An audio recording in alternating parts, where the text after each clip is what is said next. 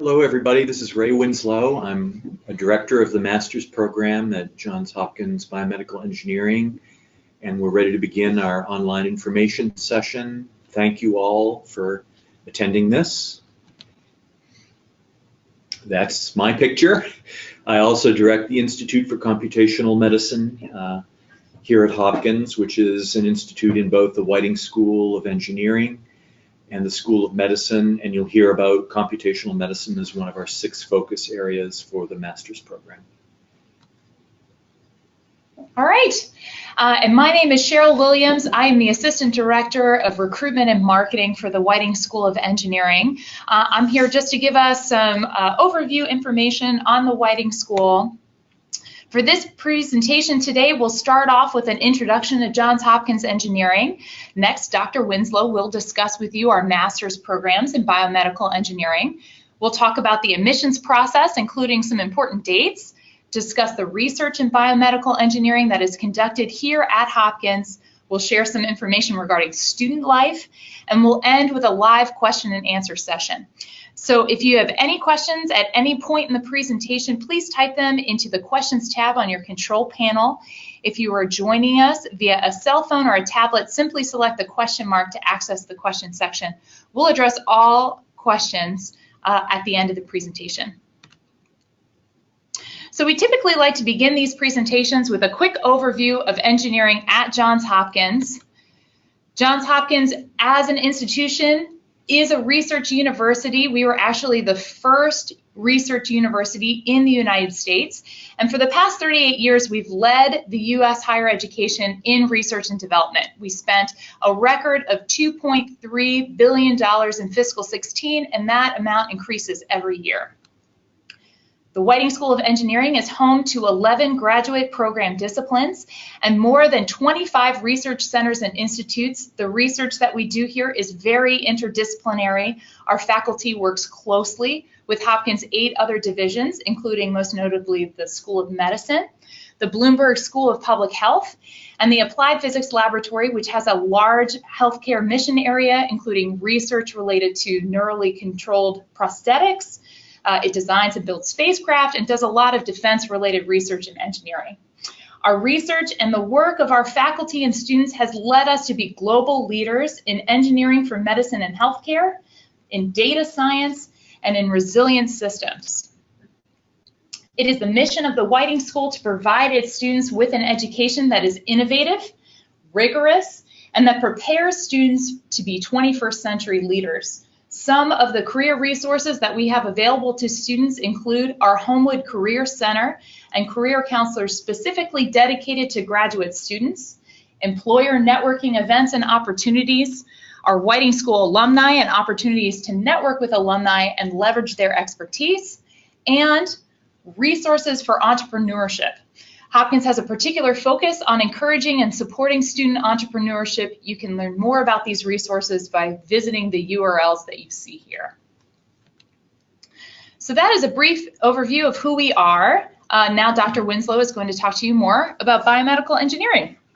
I'd like to start off with just a few general comments about biomedical engineering and where it's going, why it's exciting, why it's important. So in my view, biomedical engineering has had a profound influence on how modern biology is done.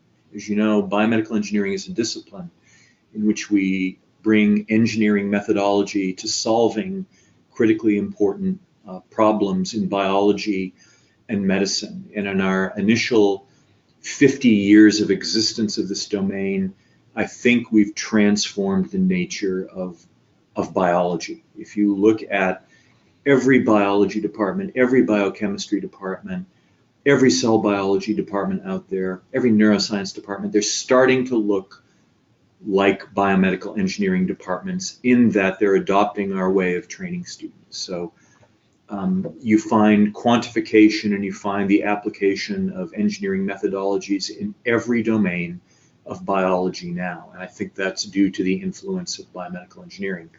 So what I now see happening, the new transition is that this is increasingly flowing into medicine and medical research. I think medicine is on a pathway to becoming an engineering discipline. I think physicians will always be at the tip of the spear, diagnosing patients, making treatment decisions, delivering healthcare. But increasingly, the way in which they do this will be informed by engineering methods. Some of this will be behind the scenes, and some won't be behind the scenes. But it's going to change the nature of medicine over this coming decade, and it will change the way in which medical students even need to be educated over the coming decade. So a huge opportunity at Johns Hopkins is our ability to engineer the future of medicine through the way in which we interact with the School of Medicine, as well as continue the transformations that have begun across all of the life sciences that are being driven by biomedical engineering methodology. So this is an incredibly important discipline, a very significant discipline. You can move in many different directions with a biomedical engineering degree. So let's get into more specifics now. So we're a large department. We are a different department in that we are a department in both the School of Medicine and the School of Engineering. This master's degree program is, of course, in the School of Engineering. It's a degree from the School of Engineering. We have well over 40 faculty. We are a basic science department in the School of Medicine, and we're by far the largest basic science department in the School of Medicine. And we're also the largest department, I'm pretty sure, in the School of Engineering as well, with 40 to 45 faculty and growing. Overall, including our joint and secondary appointments and research faculty, we're a very large department with over 100 faculty. Significant number of undergraduate students, pushing 500 undergraduates at any given time. We matriculate, last year we matriculated roughly 80 new master's students. Some students, as you will learn shortly, do a one-year coursework-based degree. Others do a 2-year thesis degree, and in which they do a research option and write a thesis. And so there are more than 80 master's students in the program. It's well over 100, and we're nearly 200 PhD students. So we are approaching 700 to 800 students across each of these levels overall. It's a very large department with students doing many, many different things. And of course, lots of postdoctoral fellows, lots of collaborations with many, many different entities within Hopkins and externally, nationally, and internationally with other universities. So, as I said, we have two pathways that you can choose from in our master's program. The first pathway is a one-year program in which you complete coursework. It's called the course-based option. And to successfully complete this option, you need to achieve 30 credits of coursework. They're broken down in the following way. We have now defined 6 focus areas across all of our levels of activities. There's 6 focus areas that define the research we do in the department, and both the undergrad, the master's, and the PhD programs are all oriented around these 6 distinct focus areas. And when you apply to a Hopkins master's program, we request that you elect a focus area that will be your area of specialization. We don't hold you to that. You can change that focus area. It's just to help us understand the nature of student interest in each of those focus areas. So within each focus areas, we have defined what we call focus area core courses, focus area elective courses, and then we have a set of general electives. The focus area core courses are a list of courses, typically 5, 6, 7, 8 courses, which are very foundational in that focus area, and we request that students take a minimum of 2. They can take more if they want. The focus area elective courses are are important courses for rounding out your knowledge within each focus area. The number of these electives is larger, typically 10 to 15. We ask that students select a minimum of 3 of those focus area elective courses.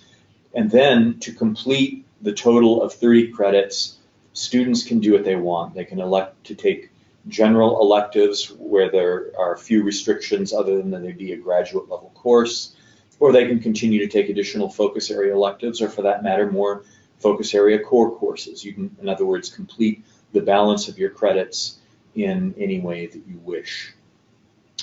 The second pathway through the master's program is a 2-year pathway. In that pathway, all of the students also take the 30 credits of coursework in year 1. So all of our master's students are doing that coursework in year 1. And then those who elect the thesis option continue on in the summer preceding year 2 and in the academic year 2. Their main job is to conduct thesis research and to complete a thesis and write a thesis. So that's the 2-year thesis option. You can elect either pathway through our master's program.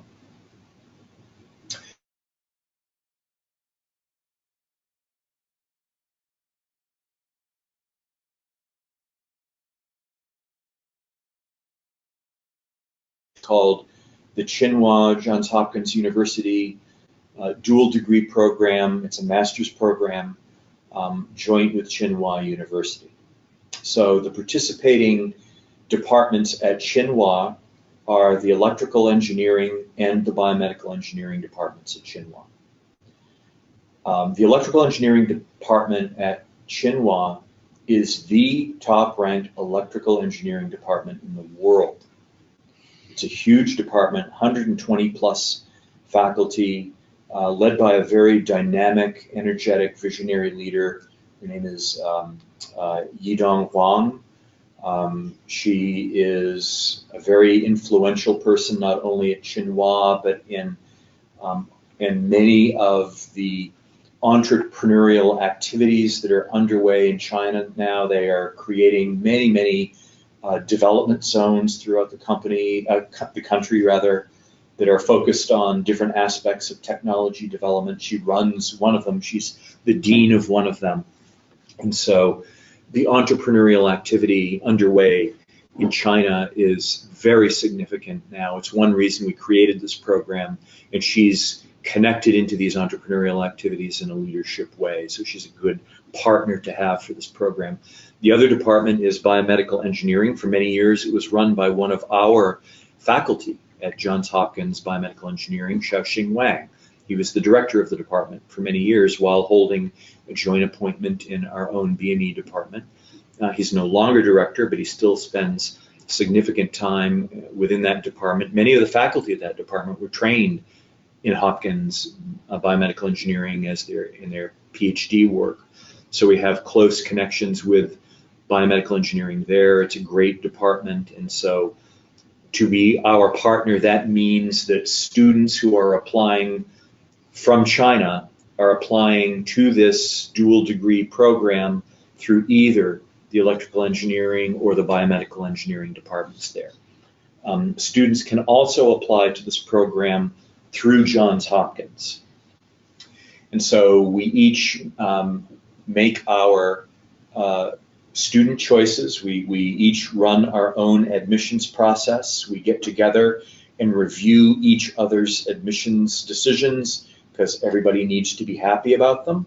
And in this way, we build up a class of joint students from Tsinghua University and a class of students who are matriculating through Johns Hopkins.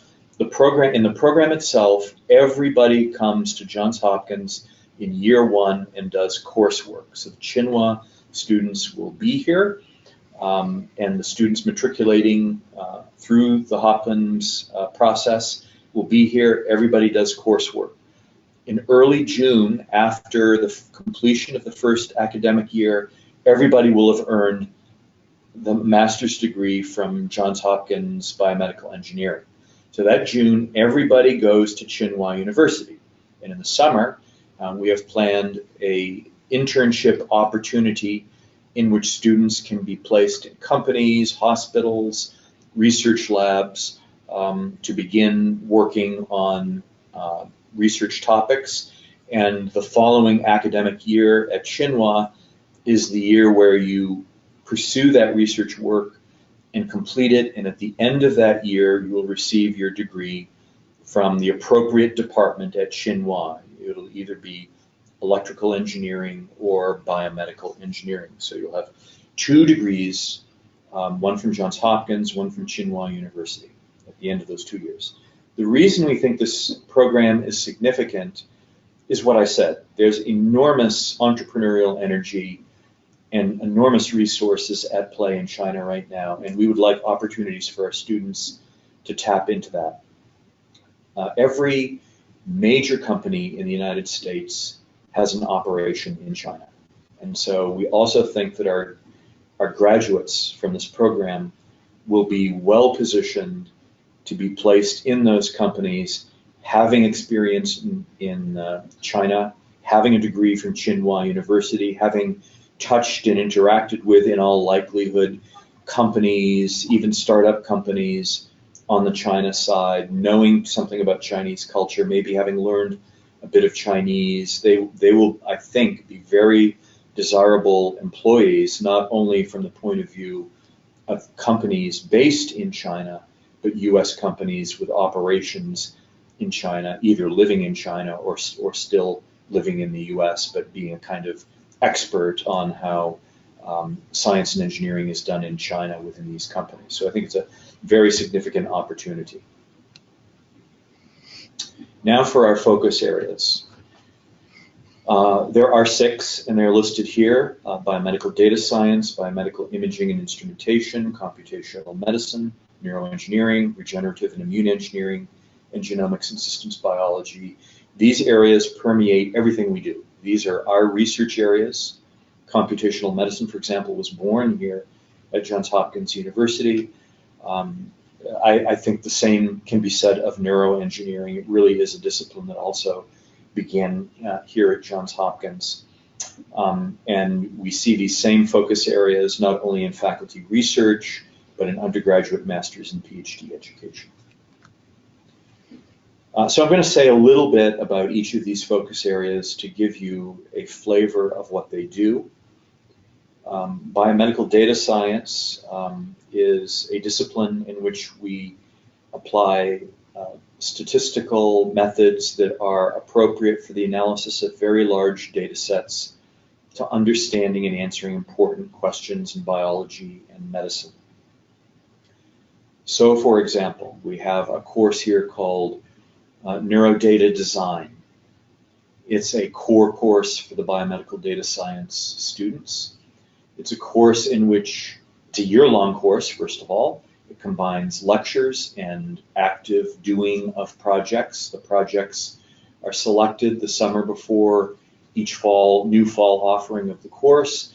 Students form teams and they work on that problem through the year. And it's always a major problem in analyzing neuroscience data sets. For example, taking super high resolution 3D electron microscopy, tomographic imaging data sets of neural structures, recreating every synapse, recreating the structure of neurons, recreating the interactions, the connections between each neuron is a massive problem because these are terabyte scale data sets.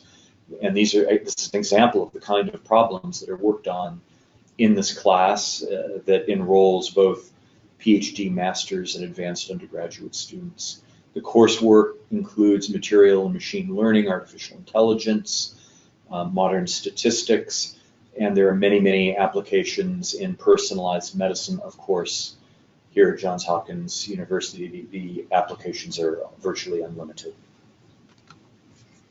Biomedical imaging has long been a major thrust of biomedical imaging. Here it has 2 related directions. They're not independent, they're related directions. One is the development of fundamentally new imaging technologies typically imaging technology, often imaging technologies that are used in clinical applications, but also imaging technologies that are used in basic science, for example, technologies that allow for more rapid acquisition of super high resolution imaging data sets. And the other direction of our biomedical imaging group is how do we analyze these large images that come from modern imaging systems. And so this is probably a good time at which to say that we shouldn't think of these 6 research areas, these 6 focus areas, as being independent. They all intersect with one another in many different ways. So for example, biomedical data science is a focus area, but it also pops up in every other focus area that we have. And you see how that happens in this slide. One of the major applications of biomedical data science is in understanding the nature of shape in clinical images. And by that I mean, how do we characterize the shape of a particular region of the brain from an MRI image of a patient's brain?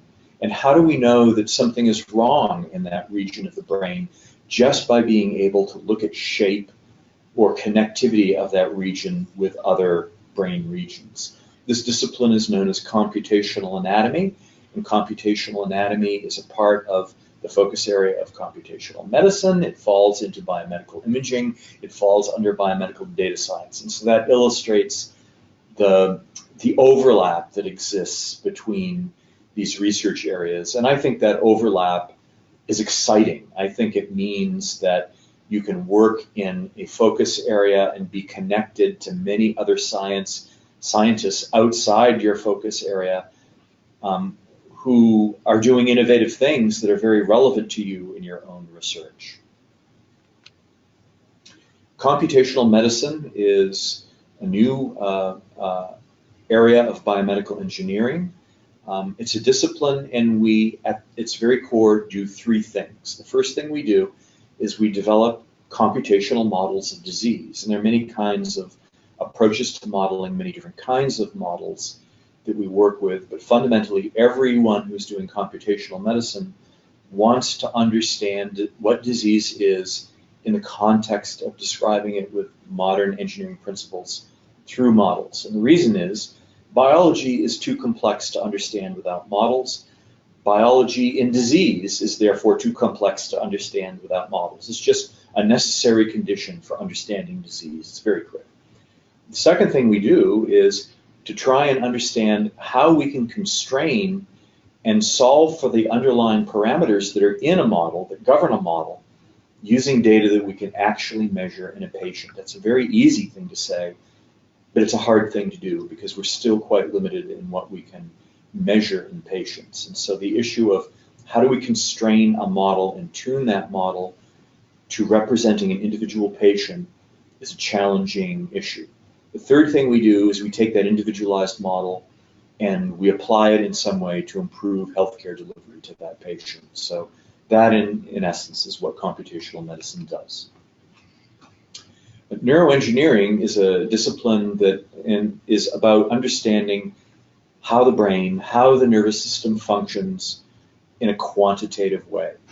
And so we do many different kinds we pursue many different questions in neuroengineering, from basic science questions to large-scale data analysis questions. I've already given you an example of one of those, to questions of how do we repair and re-engineer nervous tissue. All of these things fall under the domain of neuroengineering. So the faculty member that you see in this image in the white coat, that's Xiaoxing Wang. So he's our man at Tsinghua University. He ran the biomedical engineering department there.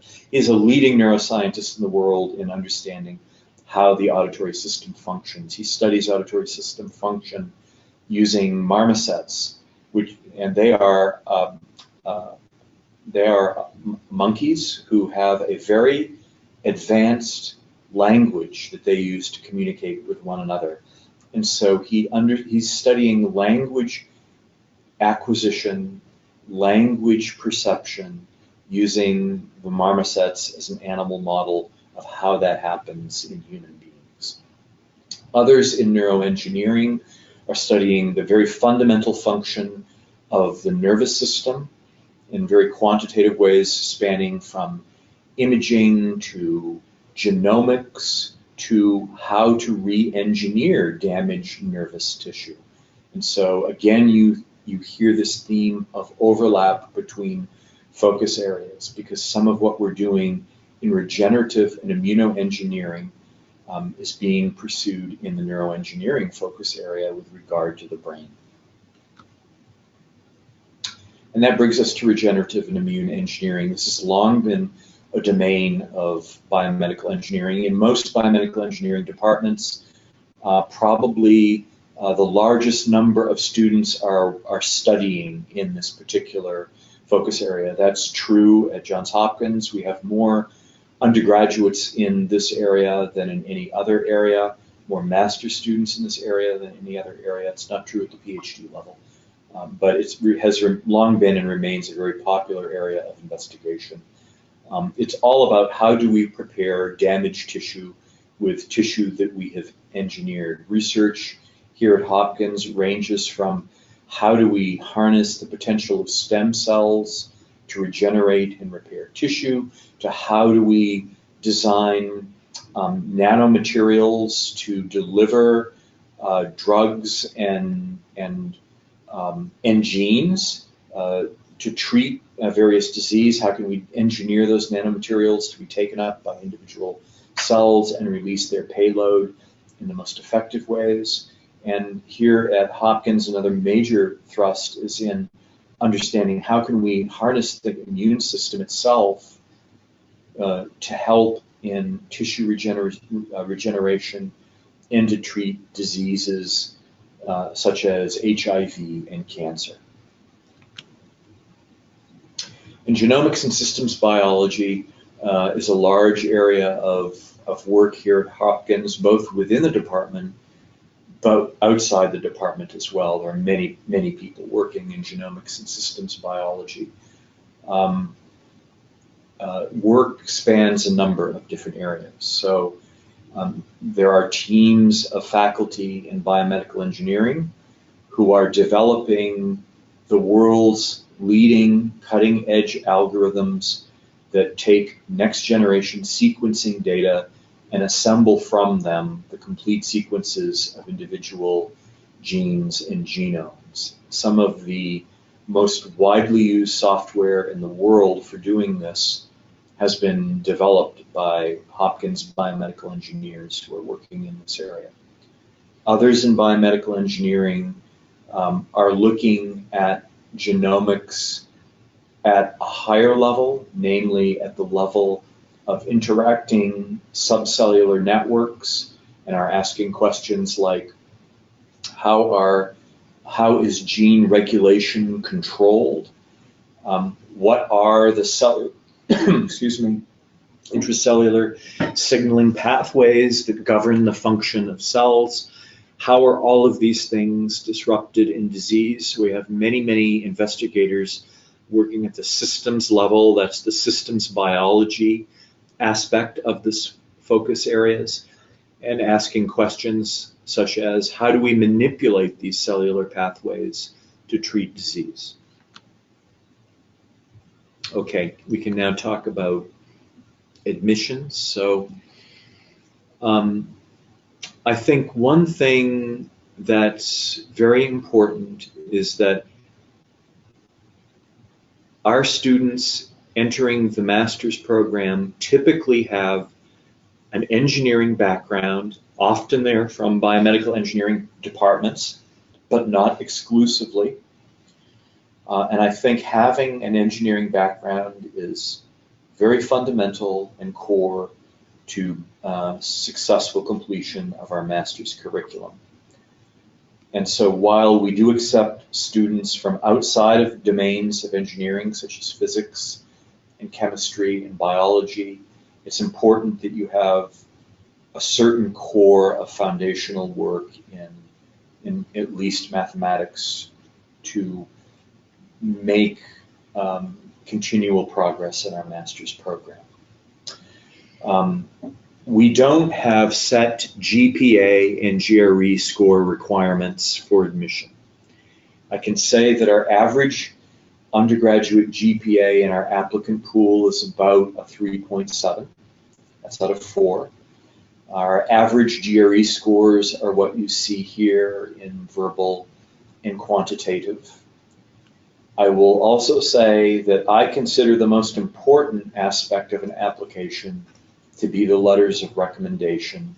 I personally care a lot more about those than I do GPA or GRE. I really don't care about GRE, to be honest. I care about, to some extent, about GPA, and I really care about the letters of recommendation, particularly if they are from those that you've done research with. And we do require that international applicants demonstrate competency in English through the exams that you see listed here. Our deadline for application is January 5th. There is a website, and you will have the link to that website in, I think it's the final slide of this preparation. It is necessary to do the online application, which will require a statement of purpose, 3 letters of recommendation, and these other things that you see, the GRE, if you're an international student, the TOEFL exam, and your transcripts. The deadline for that is January 5th. The way in which we review applications, you might care about this, is that we use the information that you give us about your focus area to organize application reviews amongst the focus areas.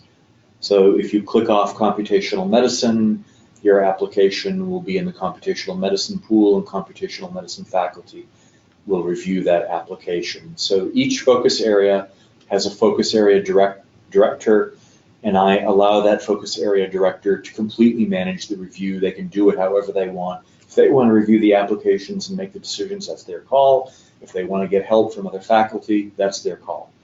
And so their admission, their admit lists come back to me, and we review them, and then we proceed from there. Okay, as to student experience and life here in Baltimore, you see here the blue crab. They turn red when you cook them. They're always thickly coated with Old Bay seasoning, so they're really hot and spicy. This is a very, very traditional thing. You see the crabs are on newspapers, because if you go to crab houses, traditional crab houses in Baltimore, they put newspaper out on the table, and they dump a pile of cooked crabs on the newspaper, and you go at it. And you eat your crab, and you cut your fingers in the crab shells, and it stings from the Old Bay seasoning, all that. It's a hoot. It's a real blast.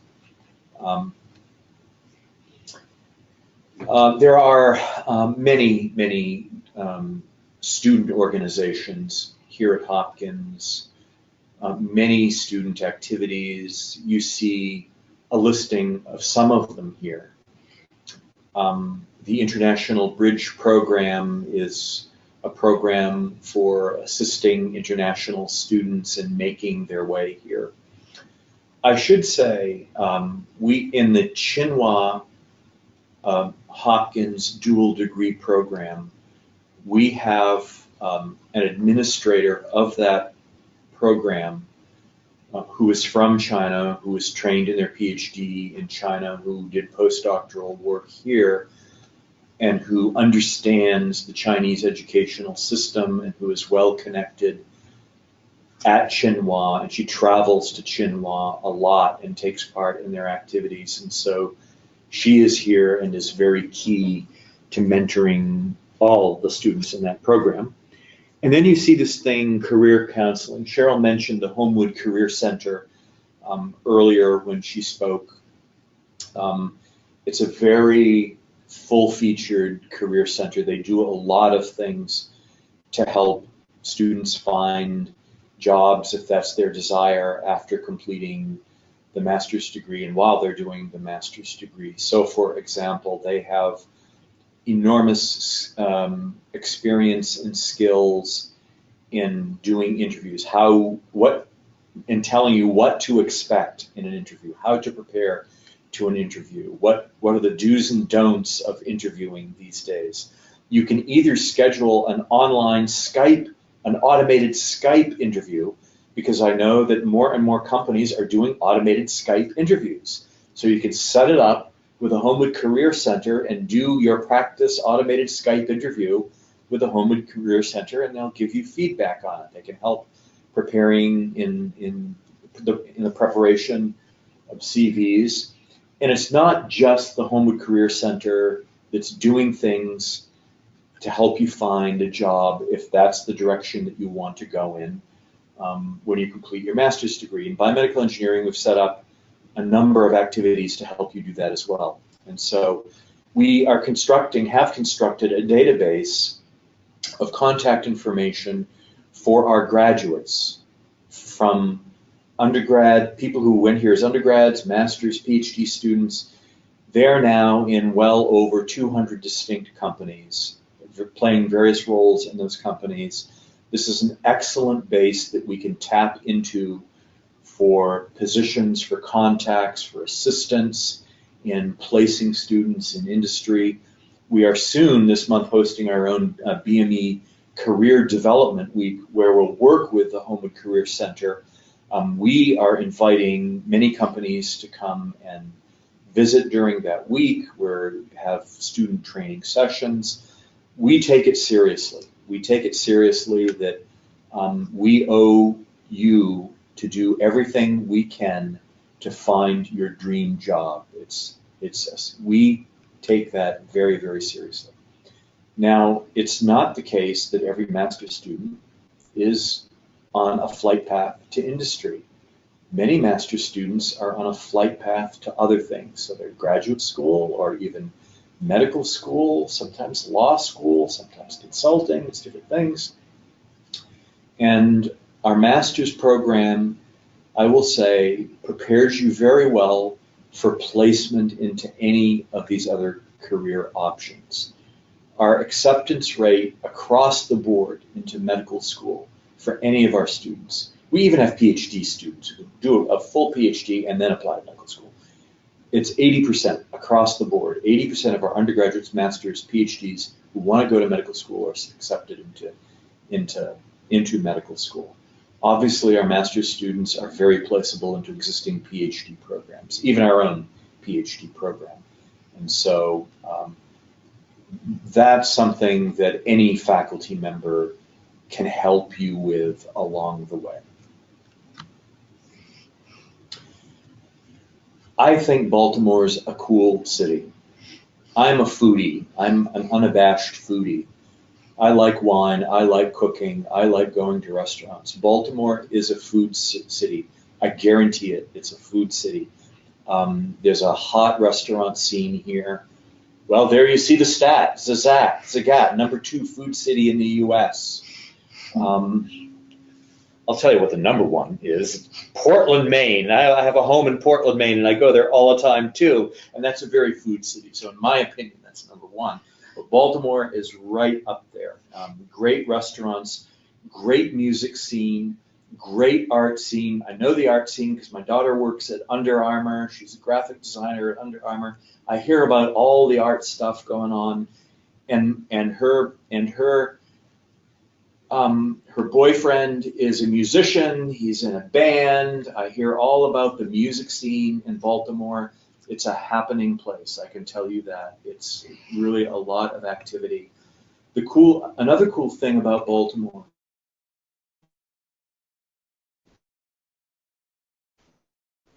is that if you head out of the city, you can almost pick a direction.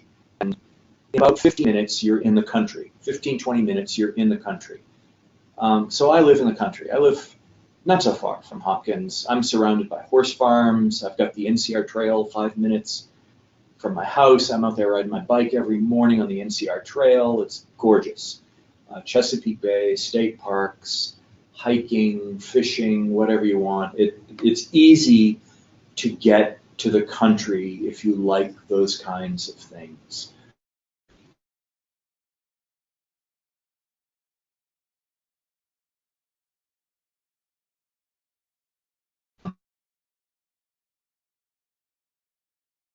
And I will say that Baltimore is well positioned along the East Coast. It's an easy 12 track, has high-speed rail to all of those. Well, I guess that's relative. Kind of high-speed rail to all of those locations, and so though that's accessible to you as well from Baltimore. So I referenced this already. I said we have a database of over 200 companies where our past graduates are placed. I see some of my own students on this list. I've personally have students at AstraZeneca, Bristol-Myers Squibb, Broad Institute, FDA, IBM, Los Alamos, let's keep going, Medtronic, Merrimack Pharmaceuticals, Philips, I have a student at Philips. That's it for me, but that's just me. And so imagine doing that for every faculty member. That's how you get to a list of 200 plus companies where we have students. And we place students into faculty positions as well. And so I know who these people are. Right? I know the students that are at these various locations. This is a subsampling of, if you look, biomedical engineering remains a hot area to be in as a new faculty member. There are probably more open positions in biomedical engineering than any other area of engineering right now. It's as hot as computer science. There's as much of a demand for biomedical engineers because biomedical engineering departments and programs are still being created and are still growing.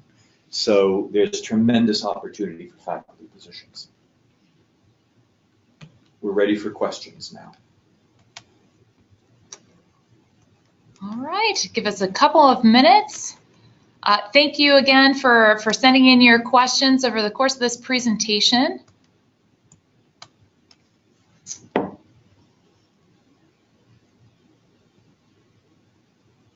right. Would you like me to read you off the questions? Sure, Greg? yeah. All right, so thank you again for sending us your questions. First question here, question about research funding. I think this actually might be a comment regarding research funding, but something that comes off often in these presentations are, again, right here, scholarships available. Anything that you can speak to regarding funding for master's students? The second year of the master's program, so if you're opting for the 2-year thesis option, one of the advantages of our program is that in the second year, we provide an 80% tuition waiver to our students. And it is typically the case that the lab that you are doing research, well, it always is the case that that lab has to provide a stipend, and the stipend level is variable. And oftentimes, the mentor in that lab will also choose to help the student cover the 20% tuition balance that remains after our 80% tuition waiver. And so there is, in that sense, financial support for the master's program in the second year for those students who are continuing on and doing thesis research. All right, wonderful. Besides the thesis option, how else can students enrolled in this program gain experience? We talked a little bit about this, so maybe just give a quick recap. So there are 2 pathways through the master's program. One is the course-based option that lasts 1 year. The other is the thesis option that lasts 2 years, with the second year being devoted entirely to research. You can still do research if you choose the 1-year course-based option. And the way that you can do that is the following. There are really 2 ways in which you can do that. We allow we give academic credit for up to 2 semesters of research. So a research course, if you register for a research course to do in the lab research with an investigator at Hopkins, that's always 3 credits. And so we allow up to 6 credits to count towards the 30 credit total needed to get a master's degree. So by registering for a research course, that means you can put whatever time that you can make free to devote to that every semester of your 2-semester time here in the program when you're doing the course-based option. So that's one way that you can do research in the course-based option. There's a second way that I personally consider to be very exciting. We're now fielding what we call project-based learning courses. So I can give you examples of 2 of these. One is the neurodata design course that I mentioned earlier. And another is a course called Precision Care Medicine that I'm doing right now. Both of these are year-long courses. They cover the fall and the spring. We call them project-based learning because the goal of these courses is to not only deliver lecture material on the topics of interest, but it's also to form student teams, and each team takes on a cutting-edge research project, and their goal is to solve that problem as a part of the class during the 2 semesters that class is offering. So I can give you some examples because we're in this now in precision care medicine. So in precision care medicine, we sent out a request for proposals to every faculty member in anesthesiology and critical care medicine in the School of Medicine. We got back a bunch of proposals, we reviewed them, we picked 6. So those 6 proposals are now the projects that are being worked on in precision care medicine.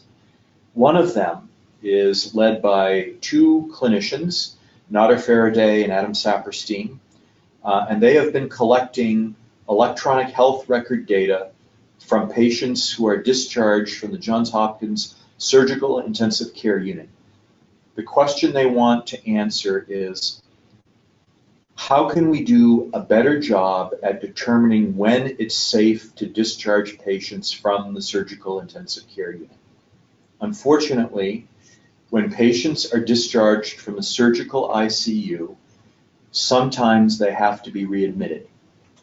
And the mortality rate in patients who are readmitted to either the SICU or another ICU while at Hopkins, the mortality rate ranges from 2 to 10 times higher than it was when they were in the critical care unit to begin with. In other words, if patients can be discharged too early from a critical care unit, their condition can worsen, and when they have to be readmitted to a critical care unit, they're so much worse that their mortality rate is significantly higher. Of course, this is a significant problem. Of course, they want to solve this problem. And so the team members on this project are taking these data and they're trying to discover predictors in the electronic health record data sets that can allow them to determine which patients should remain in the ICU, who need more care, and those who can be safely discharged. So this is an example of a cutting-edge class project which, if successfully completed, will without question lead to a clinical research paper in a journal. That's one of the goals of the class, and will lead to an application, a machine learning application that could potentially do a much better job at quantifying who is safe to now discharge from this critical care unit, who should we continue to keep in the unit and watch and treat more carefully. So these are 2 distinct pathways by which you can do research during the time in which you're doing coursework. And they're both options here. All right. I just want to group some of the questions together. We've had a couple of questions come in about specific labs associated with different research areas and things of that nature. So I wanted to just draw your attention to the URL that you see kind of at the bottom right-hand corner of the screen. bme.jhu.edu has some great information regarding the faculty that's associated with biomedical engineering. And if you kind of click on the individual faculty members, that'll give you an idea of what their research focus areas are, as well as the labs that they're associated with.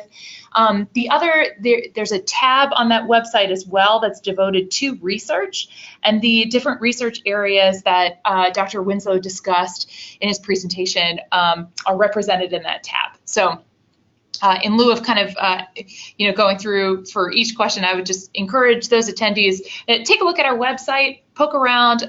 The information that you need is located on that website. We've had a couple of questions come in about PhDs. So, Ray, can you talk about, I know that the PhD program is housed within the School of Medicine here at the Whiting School. Can you talk a little bit about that process if a master's student wanted to apply for the PhD program? Yeah. There really is no difference between the applicant pool and the admit pool for either of these programs in terms of the nature of the students. They're very, very similar. It is simply that for whatever reason, one group has chosen to go the master's pathway, another group has chosen to go the PhD pathway. In terms of any statistic, any quantification of those populations, they look the same, and both are very, very strong pools. So every year, there are some master's students who apply to our PhD program, and we of course admit master's students who apply to our they're reviewed like any other applicant would be reviewed, but I will say they are highly competitive for our PhD program. And one aspect of going in that route, namely doing a master's degree and then going into the PhD program, is that much of the coursework for the PhD program can already have been completed in as part of the master's degree. And so in some sense, those PhD students are ahead of the game in that they can much more quickly get into the research phase of their PhD time and likely complete in a shorter amount of time than would the average PhD student. So we allow master's students to apply to our PhD program. We accept from the master's program, and we always have. Great, great. Something that I do want to point out there, just to highlight, if you are interested in the PhD program after completing your master's, it is a program that you will have to apply to. Yeah. And admissions is not necessarily guaranteed. Right. But everything that Ray just discussed is absolutely correct. A couple of questions have come in related to specific student situations who have maybe not come from like a biology background, and so some of the backgrounds include computer science and kind of like other kind of technical disciplines that aren't necessarily associated with biology. For these particular students, would you recommend that they take coursework prior to submitting their application in biology or chemistry or the like, or what are your thoughts? Right. So we see this kind of student phenotype in both the master's pool and the PhD pool, and we love that phenotype. So there's that. I think the most strategic thing that you can do is whenever I see this phenotype, I ask myself, how does the student know that they want to work in the area of biology and medicine, or medicine, if they haven't done any biology coursework? And so the perfect way to address this is simply to explain it in your statement of purpose, in your research statement. That's where you get to say what you want to say about why you're interested in a master's degree and in biomedical engineering and Johns Hopkins. If you have an undergraduate degree in computer science and very limited exposure to biology, I think it's very important that you state in that application statement of purpose why it is that you're attracted to biomedical engineering. What have you experienced? It may not have been a course, but how do you know that you're going to enjoy taking courses or doing research in biomedical engineering, given you may have we'll call it a straight engineering background? If I see that in a statement of purpose, that really helps my decision making a great deal. I think that's probably one of the most important things you can do to convey your interest in biomedical engineering if you're coming from a classical engineering background. All right. This question, great question. From the 6 focus areas, I feel that this program is more biology-based or medicine-based. If I would like to focus more on the engineering side for my graduate studies, is it more recommended to apply for the robotics program instead of this? And so I'm wondering if this attendee is referring to kind of work with prosthetics. So I know the robotics department does some, robotic related prosthetic work. They also have the kind of the surgery robots, the Da Vinci robots. So Ray, thoughts on that, or any work done in this department related to prosthetics? Right. So I interpret the word engineering in the following way. I consider that robotics is certainly engineering. It's certainly understanding how to build mechanical devices that enhance our capabilities. It's certainly about how to create the intelligence that goes into those devices to make them function. It certainly includes, if you're building a surgical robot, how do you even study the process of surgery to understand what surgery is and how to better implement it in a robot? There's no doubt that that's engineering. However, I also see, for example, in computational medicine, how computational modeling of biological processes is engineering. Engineers use modeling techniques all the time. Electrical engineers developed the discipline of dynamical system theory, which is the core discipline that we use to build mathematical models of disease. So that is engineering. Data science is engineering. You find data science courses in biomedical engineering and electrical and computer engineering, in applied math and statistics, and in computer science. Data science permeates all of engineering now. Biomedical engineering is very much engineering. It's the construction of devices, it's the imaging physics, it's the digital signal processing involved in imaging, and it's all the aspects of image analysis that are also mainstream engineering these days. Neuroengineering in our department also covers the area of prosthetics. Dr. Nitish Thakor works in that area with his team. It covers all kinds of data analytics and modeling problems in neuroscience. It covers the development of new technology to probe nervous systems, large-scale electrode arrays, new imaging devices that provide new kinds of images at higher spatial resolution, or maybe it's a new non-invasive imaging method that lets you look at the functioning brain in behaving animals. These are all mainstream areas of engineering that are also represented in our focus areas. All right. Wonderful. So the time is 1 p.m. There are some questions that we have still outstanding. Ray, what I'd like to do is after this event, download everyone's questions and then send it to you via email, and maybe we can respond to some of these attendees via email. Would Sure. that work with you? That's fine, yes. Okay. All right, everyone, thank you so very much for your time. Again, if we have not answered your questions, thank you for all of your great and wonderful questions that you've submitted. If we have not answered your questions, we will follow up with you via email shortly.